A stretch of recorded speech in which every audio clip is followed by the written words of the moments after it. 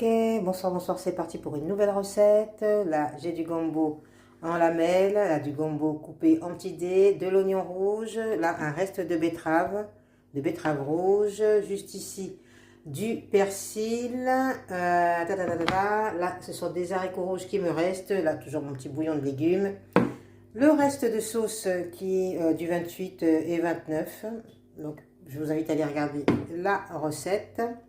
On commence par mettre sur le feu un petit peu de beurre de ghee et on va faire revenir, qu'est-ce qu'on va faire revenir? Les oignons et le gombo ainsi que les haricots rouges. Ouais, voilà. Et on va faire, je vais mixer c'est de la sardine fumée, parce que j'aime pas le manger comme ça avec des petites arêtes, moi j'arrive pas. Donc je vais le mixer pour que ça soit en poudre. Comme c'est tout congelé, c'est encore bien dur. Voilà, voilà. Allez, c'est parti. On commence par mettre ceci dans la casserole. C'est parti. On met les oignons et le gombo. On va faire revenir dans du beurre de ghee. Ok, c'est parfait. On remue. J'ajoute du bouillon de légumes.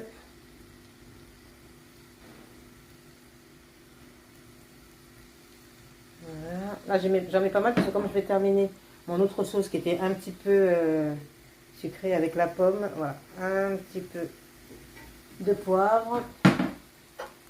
C'est parfait. Allez, on remet tout ça. On va être obligé de mettre un peu de liquide pour que le gombo puisse dégorger et donner cet aspect qu'on aime bien.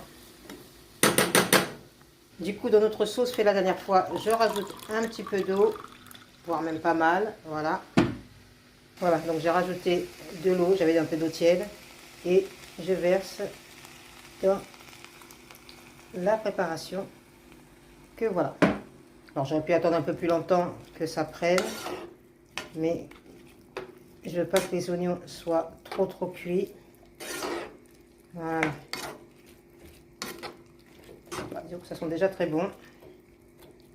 Ok, on va couvrir. Ok, allez, on couvre le tout et on laisse mijoter. Ok, j'ai pris mon petit mixeur. Ok, je prends mon poisson congelé. Cette manière de faire me permet de manger du poisson sans avoir des inquiétudes pour les arêtes et tout ce qui s'ensuit. Je mets un petit peu mes feuilles, alors ça c'était mes feuilles de curry que j'avais achetées, donc je les avais congelées bien sûr. Je vais mettre un petit peu d'haricots rouges que j'avais fait revenir dans une précédente recette dans un peu d'huile de tournesol. Voilà. Je vais rajouter une betterave, tout simplement parce que il faut que je la fasse, il faut que je la termine. Voilà. Donc là on a le poisson, la betterave, feuilles de curry, et puis c'est bon, on va tourner. Ok, je prépare le tout. Hop, hop. Alors il n'est pas puissant ce mixeur, donc j'espère que ça va pouvoir prendre le tout. C'est parti, on va voir si ça prend. Donc j'ai fait exprès de mettre le poisson congelé pour que ça puisse devenir un peu plus en poudre une fois mixé. Allez.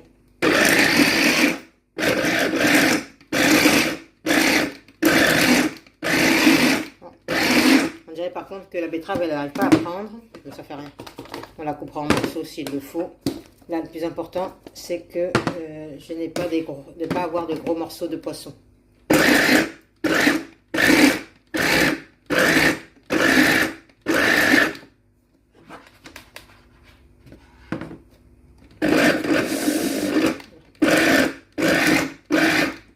Ça devrait aller, le reste je le ferai moi-même au couteau, tout simplement.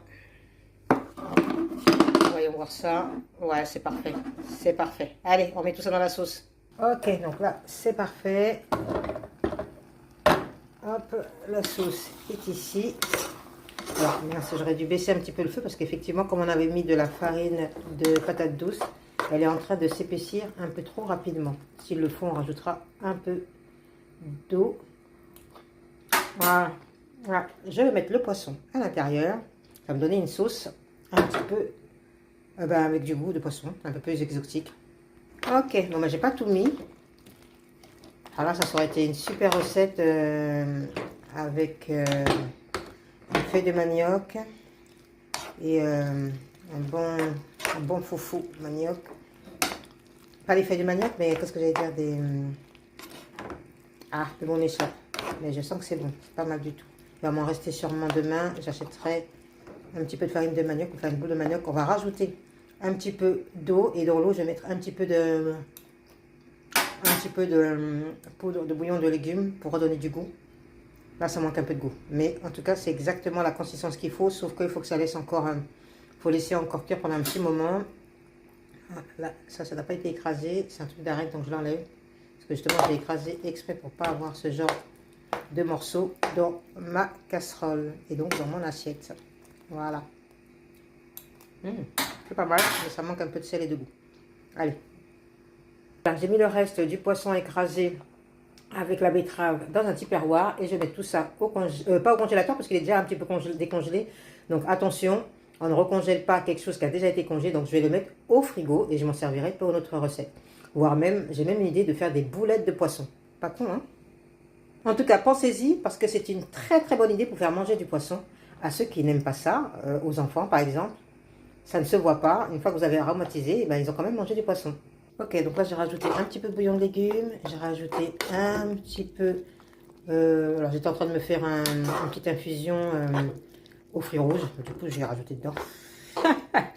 Voilà, parce que faut que ça s'épaississe, mais pas trop. Donc là, j'ai arrêté le feu. Et je vais laisser... ça va continuer donc à se transformer. Ouais, voilà, c'est déjà mieux au niveau goût. Sous la chaleur. Hop. Donc là, hors feu, j'ai rajouté un peu de persil. Donc c'était un persil qui a été congelé. Donc voilà. Là, je ne suis plus du tout sur le feu. Hein. Là, j'ai vraiment éteint le feu. J'ai mis la casserole un peu plus loin. Je vais faire le reste de la recette. Ok, j'ai mis du riz à cuire dans la casserole qui est là. J'ai fait tout à l'heure en vapeur mes choux de Bruxelles. Je vais commencer à monter donc mon petit plat. Donc, on met ça dedans. Voilà.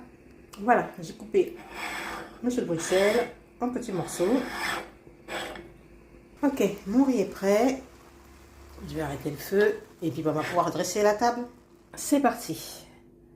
Allez, la sauce, le riz, les choux de Bruxelles.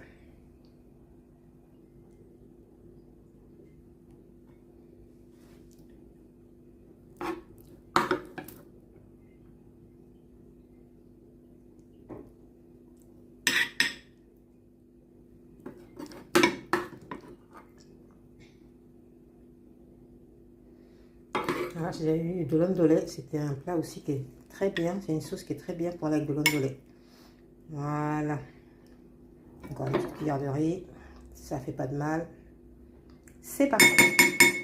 C'est parti pour notre super sauce qui a une très belle couleur. On n'a pas mis de tomate et pourtant, vous voyez, cette belle couleur rouge qui est due donc à la betterave. Hop.